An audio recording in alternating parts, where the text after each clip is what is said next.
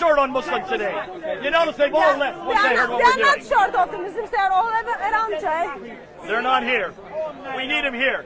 So can you see a problem here, folks? Even when Muhammad was asked to do a miracle, he could not even do one miracle. Yet Jesus was doing miracles from the time he was a baby, according to the Quran. What does that say to you, Hatun? Actually, when we look into that miracle, where Jesus from the cradle speaks, but when we look at the miracle of Jesus to create with his bread, Jay, did you know Jesus created much faster than Allah? It took Allah whole afternoon to create Adam. Adam said to Allah, finish me before it is too late. Versus with his bread, soon after Jesus fashioned the bird become alive. Jesus is faster creator than Allah. There you go. In almost every area we look at, Jesus is better than Muhammad. We've already looked at his miracles. He was the one that healed the lame. Did Muhammad heal the lame? No. He cut off the head. He cut off the feet. He cut off the hands of those who stole. He did just the opposite. He made them lame. Can you see a difference here? Jesus gave sight to the blind. Did Muhammad give sight to the blind? No, he cut out the eyes of those. Made them blind. Just the opposite of Jesus. Can you see why we love Jesus? Who is the man for today? It's not only Muhammad made seeing blind. Muhammad made seeing person blind by putting hot iron into their eyes, by torturing and torturing and torturing them. He did that in 7th century, and his followers think Muhammad is the best example for us to follow today. That's a problem. Yeah. Versus Jesus says, pick up your rock and walk. Jesus makes lame to walk. Muhammad makes The walking walking to lame. lame. Yeah. Problem itself. Jesus gives sight to the blind. Muhammad makes seeing person blind. Nothing to compare at all. No comparison. Muhammad fails in every category. In every category. In every category. Let's look at another one. Adultery. In adultery, what did Jesus do with the adulteress? They were going to stone him, right? They were going to stone him. What did Jesus do? He wrote in the sand, and he said to those who were going to stone her, you who have not sinned, cast the first stone. No one could cast the first stone, because every one of us has sinned. Every one of us are sinners. None of us can do what Jesus has. So he didn't keep the law? God bless you for saying that. Because Jesus is the one who made the law. So what did Jesus do? He forgave the woman. And then what did he say to the woman next? She should have been stoned. So what did Jesus She say should to have the been woman? stoned. She's an adulteress. She should have Then been why stoned. did you stone her? Go ahead and stone her. See, he shrugged his shoulders. Because he knows that you have been a sinner. And then Jesus turned to the woman and said what? Go and sin no more. I have forgiven you. Go and sin no more. But here's the problem, Jay. While we are talking about the adulteries, are you aware, while women were having very high moral standards, Muhammad made women adultery. And Muhammad himself committed adultery. That wasn't enough. People who did beside him, they were, what is the punishment for them? Chapter 24, verse 2. Today, it's just 100 lashes. At the time of Muhammad, it is stoning to death. You get stoned to death. This is the verse of Rajam. Are you not grateful for Aisha and the gods? Aisha and the gods brought it down from stoning to death down to 100 lashes. Can you see the goat finally supposedly ate? A goat ate that revelation. So how can a goat eat revelation? Jay. Because revelation is sacrosanct. Jay, This is the the miracle of Quran Islam. says that Allah commanded adultery. Commanded adultery In the hearts of people. in the hearts of people. You're right. Yes. But what about the punishment for adultery? Come on, Abdul, you know the answer. To stone them. Give me the answer. To stone them. It's stoning, finally, thank you. Now, why is it you don't stone today? Because we've got better minds. Because your revelation has changed. Your revelation has been corrupted. Your revelation has been ameliorated, primarily because of Christianity. Because we do not stone adulteresses. Not in Britain, we don't. And that's why, folks, you need to come back to Jesus Christ. You need to come back to the gospel of Jesus Christ. You need to come on! While that shows us how Islam cannot live in 21st century society, we all need to think carefully. There is a problem in our hearts. We do commit sin. We will commit sin, and we did commit sin an hour ago, even 5 minutes ago. But what is the solution to sin? Is it chopping people's head off?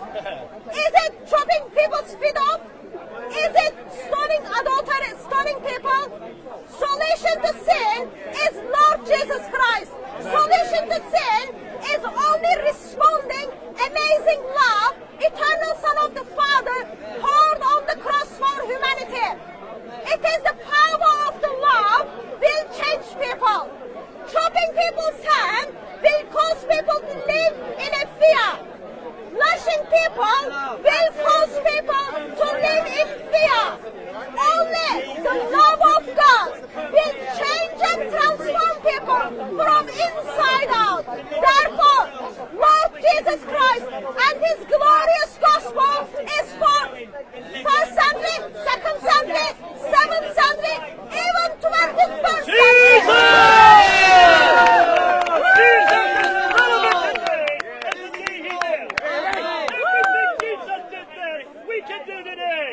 You want to come on home? Come on back to Jesus. Jesus! Let's get back to killing. We know that Jesus never killed anybody, right? As much as Muslims like to say that He did. Can anybody show me where Jesus killed somebody? How about Luke 19 or Luke 17? Are you an Abdul? Go ahead. I'll show you. The Old Testament, you claim that Jesus is God, okay? The God of the Old Testament killed people. Therefore, Jesus killed people. When Jesus was on earth to bring the gospel of Jesus Christ, what did He say in Matthew chapter 5? So you say that Jesus is not God? Read and says, I have not come to destroy the law, I have come to fulfill the law. In Matthew 5, He fulfilled what He was doing in the Old Testament. And what did He do? He gave us 6 examples of what He meant by fulfillment. For you have heard it say in the Old Testament law that you're quoting right now, an eye for an eye and a tooth for a tooth. That's what you're quoting. But I now say, turn the other cheek. For you have heard it say in the Old Testament law to love your friends and hate your enemies. But I now say, verse 44, to love your enemies. That's Jesus. Come on home. And that's the Jesus we follow. And that's the Jesus for today. So Jesus never killed anybody, right? Even when they tried to defend Him. Remember, there at the Garden of Gethsemane, they came to arrest Him. What did Peter do? He took out a knife, cut off the ear. What did Jesus say to Peter? Put away your sword. Thank you, sir. Put away your sword. For he who lives by the sword dies by the sword. That's by Jesus. Can you get someone better than that? So why did Jesus say, I come to bring the sword? Read the very next verse. To set a father against son and a mother against daughter. The sword's going to be used against us. That's the sword He's going to use. The whole chapter is about persecution of the Christians. You are going to be hated, it says there. You are going to be persecuted, it says there. You are going to be jailed, it says there. You're going to be flogged, it says. And you're going to be killed. I have come to bring the sword against you, the Christian. And even in your own family, you're going to feel the sword. For he who is not willing to bear my cross is not worthy to be my disciple. Read the whole chapter. There's the context. Thank God we follow Jesus. We expect persecution. We expect to have all kinds of revelation that is thrown against us. But there is only one Jesus. There is only one example, and He's the example for all of you. Here's something we need to remember. Lord Jesus Christ is the eternal Son of God. He is the eternal Son of God. Therefore, He gave us life which we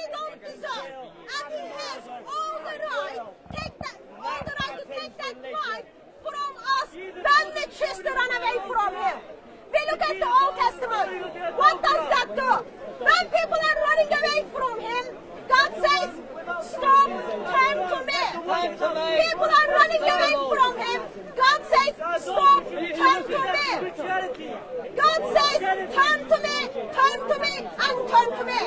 People are asking to be punished. God steps in and then makes his judgment, just judgment on those who sin against him. Righteous judgment. Just judgment. And what happens? Do people repent? No. Your heart is ugly. Your heart is ugly. My heart is ugly. We do not repent and we run away from God again and again. What happens? Eternal Son of the Father humbles himself, steps into the world and then says, there is nothing else I can do besides pour myself out on you. He gives himself on the cross and then walks out that grave. He walks out that grave and then says, from now on, all your dirty heart, all your sinful heart, all your shameful heart upon me. And I am giving you my righteous robe. Take it and wear it. He says, vengeance are belong to me. He doesn't give Mr. J. Smith right to go and take someone's head off. He doesn't give any right to Mr. Abdul to go and chop someone's head off. There you go, Abdul. He's talking to you. But what happens? 7th century, according to tradition, man called Muhammad, pieces for his FBI child protection be upon him, steps into the world, and then outside is a blood-thirsty man. There you go. Takes people's life. One Saturday afternoon, 800 men are being killed. Are you hearing this? Why? This is Muhammad. Look what Muhammad did versus Jesus. We show that Jesus did not kill anybody. Did Muhammad kill somebody? Absolutely. How many people of the Monocudites, the Jewish family, did Muhammad kill in one afternoon? 800 men! 800 men in 627. And what was their crime? Do you know what their crime was, Hatun? They refused to follow Muhammad. As Jews, they refused to follow Muhammad. Let me give you the example. Let me give you the example.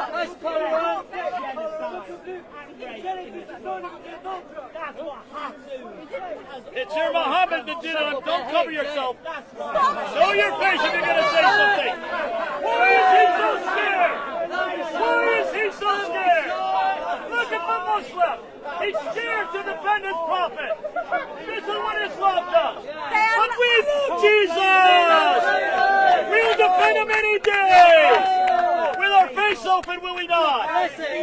Saibanda, how are you, my friends? God bless you. There's another great speaker right over there. Of course, Lord Jesus Christ doesn't need us to defend him.